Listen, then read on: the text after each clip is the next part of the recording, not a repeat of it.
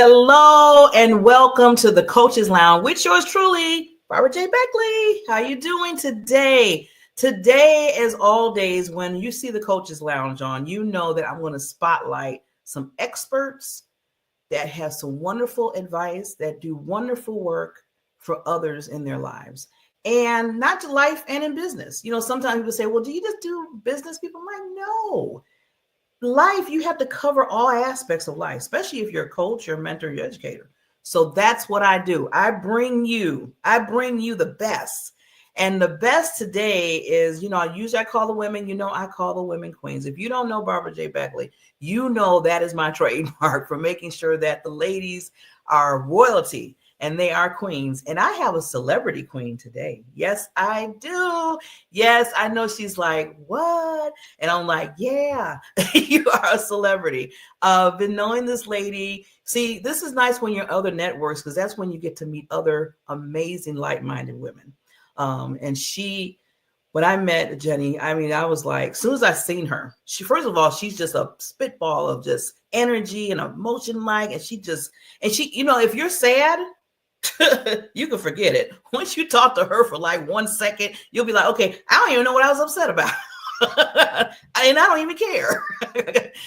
And I'm so glad to meet you, Jenny. So Jenny Cohen, she is a creator of Dance to Heal Wellness. And she's going to be touching on one of my favorite subjects. I love, if people know me again, that I love dancing. I love the thing of dancing. It's so much more to it than just moving your body. And Jenny's going to really get into more depth on that, because she's basically a coach when it comes to that. She's an award-winning trailblazer. See, I told you she's a celebrity. And healing through dance with her Innovation Dance to Heal and her podcast. So she has a podcast too. And she is, I don't say survivor. I don't say that. I say conqueror. She's a breast cancer conqueror and multi-time first bestseller author and speaker, and the list goes on. So now you can see she's like a triple threat out there, but in a nice way, because one thing about it, she has a heart of gold and she loves helping other people, especially when it comes to what she does well, and that is in the spiritual of dance. So let me be quiet. We're going to have a quick break, and we're going to bring this wonderful queen up. This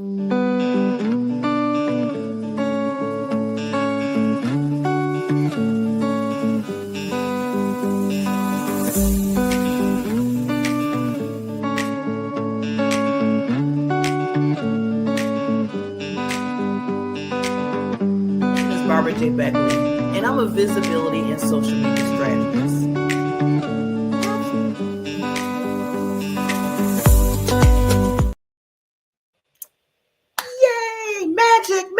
Magic. Oh my God, the queen is in the building, in the virtual building. Thank you for having me. I'm just dancing around back here with all this amazing music since the beginning of the show. I always record myself for my interviews, and most of it is me either fluffing my hair or popping up and down in the back. And I could go with you. I told you this is one of my favorite pastime is dancing. So you're hitting it right on the head for me. You could talk about this forever with me. Listen, here's the thing. Oftentimes because we're in America, right? The US is rather divorced from everyday dance. It's a formal education thing, or it's a party. And we've lost the connection of it being really accessible. And you dance, you've taken that back for yourself. And oftentimes people go, oh, but I don't dance. And yet they don't realize, right? You don't realize, audience, if you're of that camp, anytime you hear music, your body cells are vibrating. Whether or not you physically acknowledge it, your body's dancing to the music. Sorry. It just reacts to the vibration of the energy of the music. Some people, Barbara, don't see it as music. However, raindrops are music. Birdsong is music. That is so true, Queen. You're right. Yes. Oh my God. Yes. Thank you. Come on now. Give the golden nuggets. Yes, you're teaching us. I love it. Yes. The key to making sure your mind and body are connected so they're working together versus against each other. Your beautiful introduction to me, please. I'm so honored. I went through breast cancer, and before I had breast cancer, I was dancing in the beautiful developmental, it's developing art because it is a live art, right? Belly dancing comes from different countries and it's still evolving in those countries. And I was studying mostly Egyptian based, and I had some Moroccan dance. Certain other parts of the world have different their versions of what we Americans call belly dance. And when I went through cancer, I was also doing dance events. And then when I was done with my cancer treatment, I was still dancing, and I stopped using it as a solace and I began to use it as an escape. So the tricky thing is, right, anything we use to not feel becomes an escape. Yes. And the key is, most of us, if you're going through a traumatic thing, like the panini, right, cancer, a bad accident, a bad relationship, right, anything. There's a part of us we have to disassociate a little bit to get through the pain of it, right? Who wants to feel the pain 24/7? So we kind of leave our bodies a little bit to get through that acute phase. We forget to come back. Sorry, that's just nature. Who wants to come back? Yeah, I was competing. I was winning titles.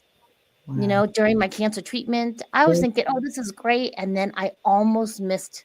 I have my children through in vitro fertilization. My husband had cancer, and I had to go in vitro. Little petri dish babies. Wow! So they were my miracles. They were my gifts from God. Yes. Right? And I missed the signs that one of my children was in distress. Now, I do have permission to speak on this. It's relevant, meaning I'm not going to tell their story. I'm going to talk about how I missed them being in distress as a mom. Yes. Because I was busy escaping. I never came back after the cancer treatment, right? When they pump you full of chemotherapy, they have to pump you full of drugs so you don't feel the pain. You don't get a reaction. It's quite devastating to the body. My body was really mad at me also for going through that. So I never came back. And my children are my miracles, Barbara. And I missed the signs that one of my fraternal twins was self-harming severely. We're not talking about some kids do it for attention. This child was doing it under their clothing in areas I wouldn't think to see. Oh, wow. They're making groove on groove, trying to cut through vital things and making plans. And I bring this to your attention because they were homeschooled. It wasn't as if they weren't with me. I just missed all the signs that they were masking. They were the perfect child. And they were in distress. And thank goodness they trusted me enough to bring it to my attention. And here's the thing. At first, I was very clinical, Barbara. I was like, I got you. It's fine. You know, I'm an OT. I'm the original OT. Like, I OT'd you to death to homeschool you children. So I'm going to lock up the knives, lock up the scissors, lock up. Oh, I got you. I know all your pencil sharpeners have a blade. I got all those put away. It wasn't still present, Barbara. I still wasn't present. I just thought, you know, automatic, clinical. I've worked in hospitals. I've been in psychiatric wards as an OT for children. I thought I had it locked down, set this child up for therapy, locked all the instruments up, went right back to my dance as an escape. That child knew I wasn't still there. So 2 weeks after back, right? Even with the therapy, even with everything locked up, I had missed a drawer full of new knives.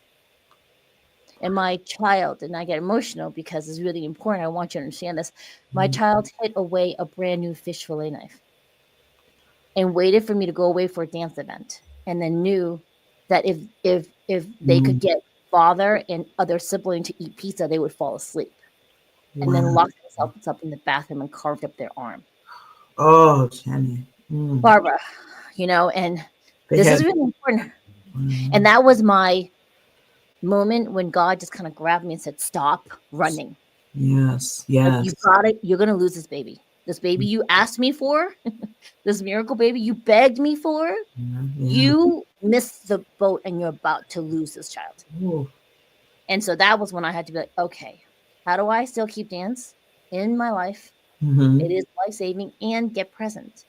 Yeah. That became the Dance to Heal Wellness program, because it was a good 2 tough years of keeping my baby safe.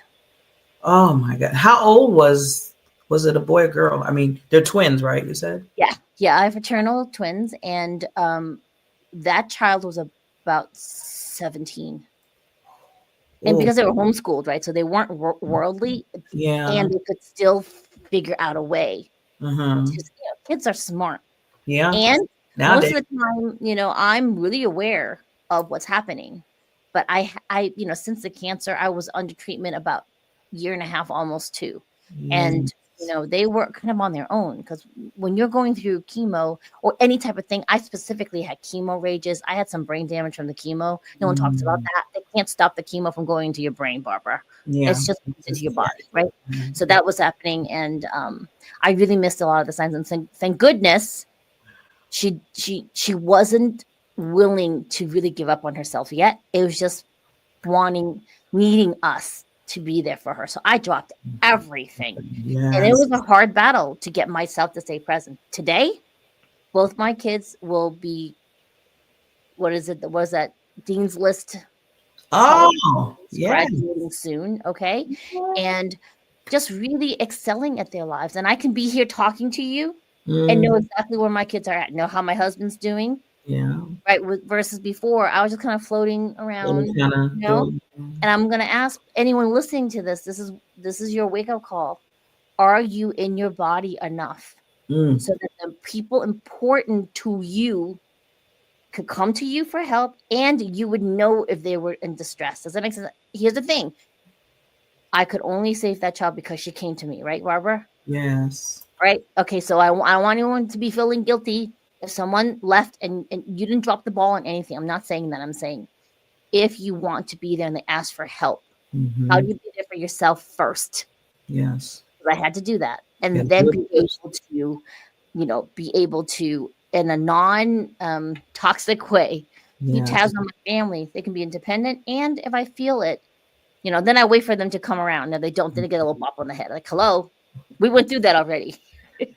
I know you're just best this time. I'm just waiting for you to wake the hell up. Like, hello. They'll be wasting all that time that we put, spend bringing you back from the brink. I love it. You said hello. Wake up.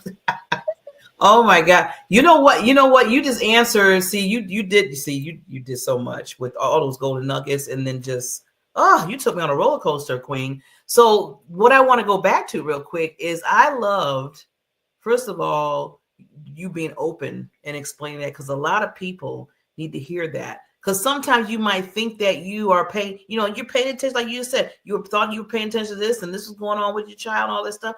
And then come to find out, oh my God, look what was going on here. How did I, so then you had to stop and say, okay, I need to do something now. Because how did I miss this? And not so much, I don't want people feeling, like you said, guilty or be like, oh my God. But just the point of when you need to tell yourself, this is what I need to do now. I need to make some changes here. Yeah. Exactly. Because has a central parental figure, right?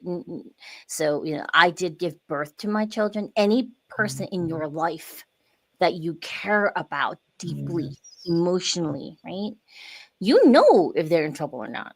And if you're not in your body to take care of yourself first, there's no way you could help anyone. No. There's no way. My son was diagnosed with type 1 diabetes about 4 years before I got cancer. You know why I got cancer? Because I wasn't sleeping for 4 years. I was afraid he was going to die in his sleep.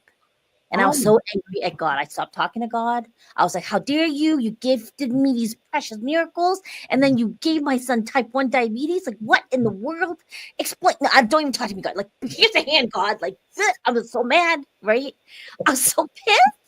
It was so hard to have those babies, and and I was like, I'm trying so hard. I'm homeschooling them. And what do you mean he's gonna have this lifelong immune disease where he could die in his sleep and he could be one of 9 people that never wakes up? Are you kidding me? So I was kind of like a bit of you kind of upset. I was a little pissy. And then when I was going through chemo, when you're going through chemo, they kind of have to kill you to save you. And I was really close to not wanting to be around because it was hard to get through those 16 cycles. And I got an epiphany from God. God said, you don't need to understand. I did it for his good. Like, you don't need to understand. You were selected to be his mother because you could carry the burden. That's all you need to focus about. And not for nothing, if you look back, those one single footprints were me carrying the two of you. So stop it already. And I'm like, okay. Yeah, he'll come back around. I'm doing it, but no, it wasn't me. It was God keeping him alive. Yes. He has a big purpose to serve. You know, Barbara, like every night. We have a cat, our oldest cat. We have 12 now. Our oldest You cat. have 12 cats? At one point, we had 13. Okay, so I'm going to get to that. Remind me about the cat story. So Mushy, I was working at the YMCA, has a cardio belly dance instructor. Okay. And the director, they would catch feral mommy cats and their kittens and fix the moms and then home the babies. And I was teaching there. And my child had just come home from the hospital, not smiled in 2 weeks because when Daniel was diagnosed, he almost died. We didn't know. He was really sick. His blood sugar was 480 when we brought him into the hospital. And I thought he was having an asthma attack. He was going into ketone acidosis, which means your brain and heart are starting to like shut down. I didn't know, right? Yeah. And I had brought him to work after being in the pediatric NICU and all the stuff. He was now getting shots. And out of the blue, this is a little ugly kitten, really ugly. Which was the ugliest kitten. But really fluffy. And when Daniel picked her up, she purred. And he put it down. She stopped purring. Picked her up, she purred. And he smiled. And I went, that damn kitten is going home with us. What you said. It's his home now. This is now. And that cat grew up able to come to get me in the middle of the night when Daniel was low. Wow. He was getting 40 blood sugars, folks. That's too low. You want to be between 80 and 120. He was 40, about to, and that cat would consistently mew, mew, mew, 2 o'clock in the morning, 3 o'clock in the morning, because I was practicing my belly dance in the basement somewhere because I wouldn't sleep until 4. And then my husband would get up at 4. Like, we did this thing where my son was always being monitored. Yes. And that cat would come get me. And sure enough, my child would be a 40 blood sugar. Wow. So really, like, all these things, all these stories are just reiterating that God was watching out for us. And I had to hold on to that faith and not lose track of it. Yes. Right? Yes. Yeah. Yeah. And everything that you go through, Queen, like I always tell people, that your stories, what you tell, is giving people hope and even keeping them understanding that, you can live life, or you should live life. Yeah. Yeah. And they're not don't feel alone. I always tell people, I said, when you tell your story, there's 3 things. It's like you're saving a life. You don't even realize who life you're saving. Second of all, you're giving people hope. And third, they're not alone. You're not alone. We went through it. I mean, I just, that's why we had the like-minded people like us, like I say, I love when I come together with like-minded people, especially the queens. And, your stories kind of go into my stories because you had breast cancer. Well, I had uterus cancer. So it's been 13 years now I've been a conqueror. And that's why I always tell people I use conqueror, because survivor, you're not just surviving. You're not just like, oh, I'm just here. Are you looking at this queen right now, everybody? She don't look like that. She's like,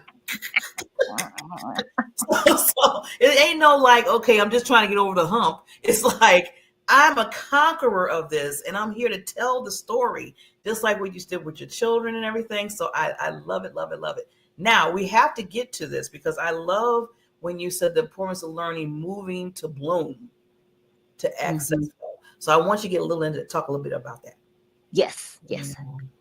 When I was in recovery after breast cancer and attempting to stay present enough to keep my child safe, we started to unpack that my childhood wasn't that rose-colored lenses I was wearing.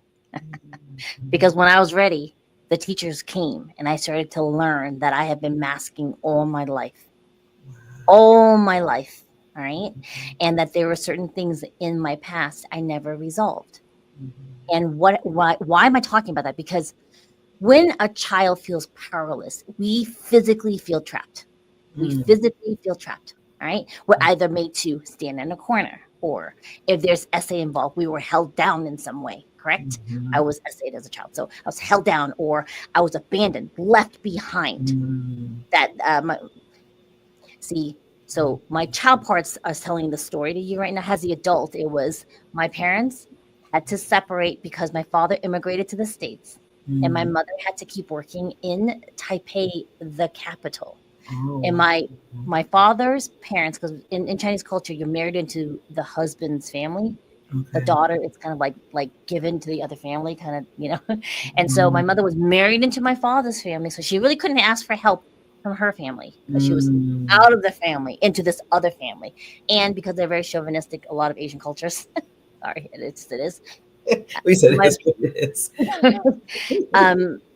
My father's parents, my grandfather specifically, at the last minute would not let my grandmother come to Taipei to take care of my brother and I. So we were shipped. So if you think of Taiwan has a bean shape, and the tip of it, the northern part is where Taipei is, where the capital, very, very urban. My parents met there. They were the first unarranged marriages for both sides of the family. Wow, they make history. So my mom's up there working. My dad's in the States somewhere washing pots. Okay, and down in the southern part where my hands is the deep, like country, Shrek country. Outhouse, third floors. That's where my father came from. That's where my brother and I were shipped down. So I went from, electricity. Yeah, Ooh, that's a big change. That's like 4 years old. 4. My brother was 2. We were there for 8 months. I was made to babysit my brother during the day while my grandparents went to farm. So I have no memory of my childhood. Like for my own safety, I've blanked out most of my childhood. I have no memories, no bad memories, no good memories, nothing. Because for my survival, I could not go through carry that burden because my child parts felt abandoned. Now, some people listening will be like, well, I didn't have a bad childhood. Here's the thing. Unless you were with perfect parents, no perfect parents exist. Unless you were with perfect parents, there were moments as a child you felt powerless. And it could be something they ran out of the ice cream that you wanted, and you were the only child out of the entire family that did not get what you wanted. And then you had to make up a story to make sense of it. And it always involved us because we only have power over us, right? So if something happened and everyone perceives trauma different and you perceived it as a traumatic event, it becomes defining for you that moment. All right. So all of my life, I learned you can serve for safety. That's it. You must serve for safety. You cannot ever serve for anything else. Nobody will give a poo-poo about you unless you serve and make yourself useful. That was my whole thing I had to give up, Barbara. Wow. Now, to come back to your original question about the dancing, right? When you're moving to music and you turn into your 5 senses, you're pulling yourself into the present. And most of us, we live in the past. We're worrying about the future. If you're really tuned into the moment, once you do that, and then this movement, because your subconscious is kind of housed in your body keeps score. Right? Your body and your subconscious keep track of every single little thing that's ever happened to you, so that even before you realize how you're going to react to something, your body has a safety mechanism. Your subconscious has a safety mechanism, exactly what to do to keep you safe. Safety means anything that's already known. So anything new, you will resist it, even if it's good for you.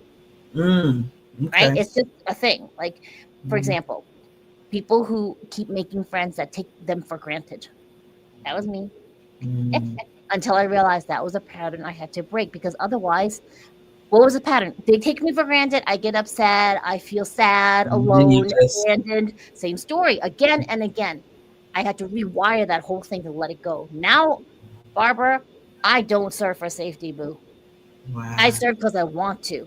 Yes. Yeah. I just recently had that tested, though. I had a really close friend asked me to coach her. We didn't sign a contract. So again, from this point forward, 2025, anyone want to work with me, you're going to sign a contract. Okay, I learned my lesson.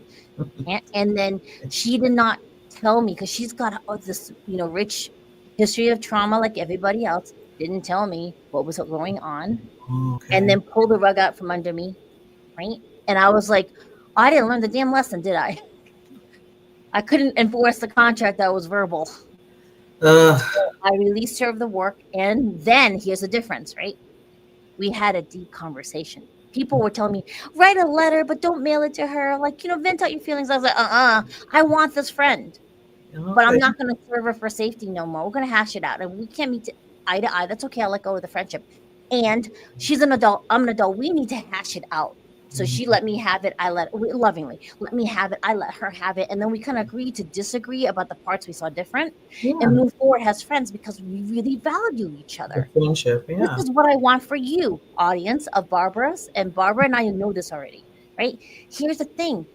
You and I, we just lost a very beloved mentor. Yes. Out of the blue, folks. And I remember thinking to myself, I missed a chance to study with her longer.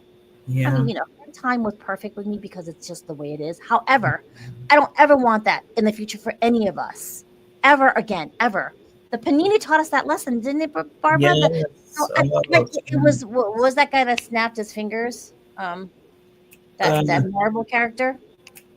Oh, yeah. Oh, see, now you're going to make me look for it. I can't remember the name, but I know who you're talking about. Thanos. Was it Thanos? Yeah, I think it was Thanos. The guy with the crystals, and he snapped, and 50% of the population disappeared. We went through that. Like, all of a sudden, a whole portion of our population's gone. Oh. And if anything, did we not learn our lesson? Oh, yeah. Still learning it. It's like, right? It's like, I was like, we just lived through a movie plot. Yes. Yes. And so you just don't know when and it all hit us. Like you said, there's a group of, it's not just like one or two people, like all of us. So yeah. The whole world. Yeah. The whole world, Barbara. And now I'm going to tell you folks, every one of us is hurting.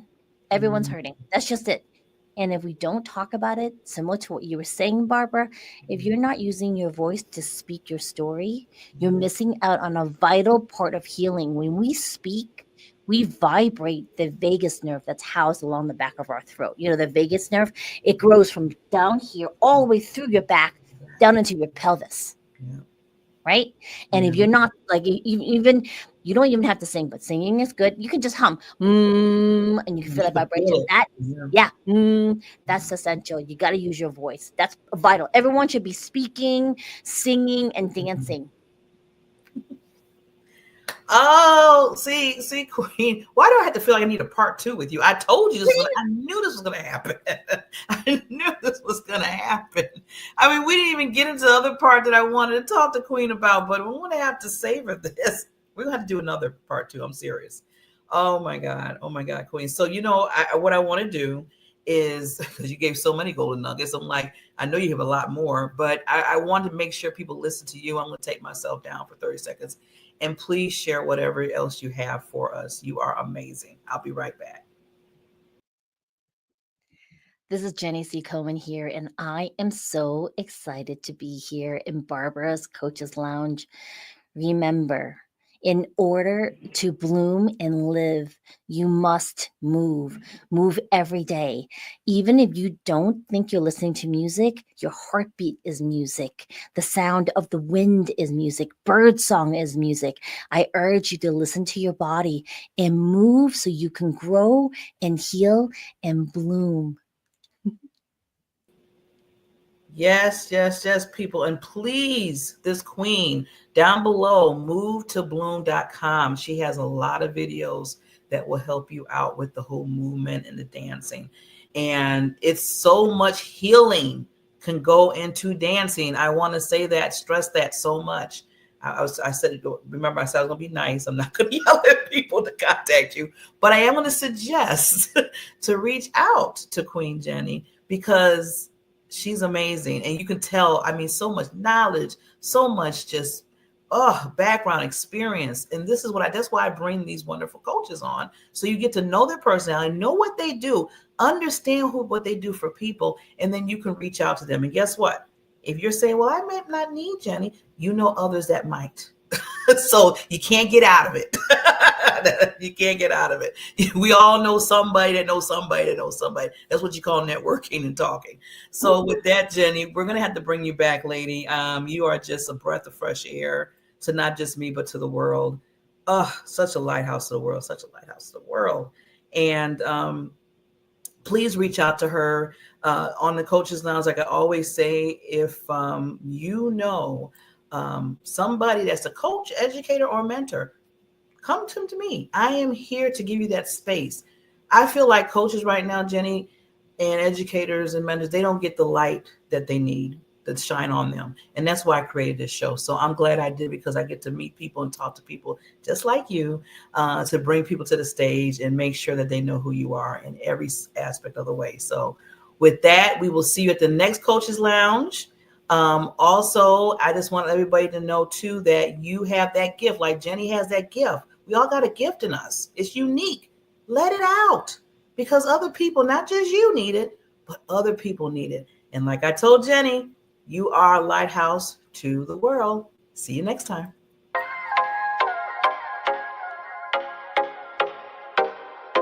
Introducing the Diamond Factor Network, where we turn your business into a beacon of success.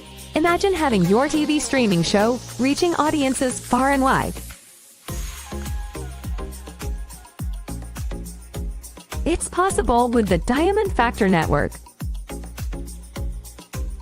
Unlock the power of your brand with our state-of-the-art TV streaming platform. Your show, your way. Feature highlights, customized shows, global reach, and professional support. Coaching by Barbara J. Beckley, Purpose, Visibility, and Social Media Strategist.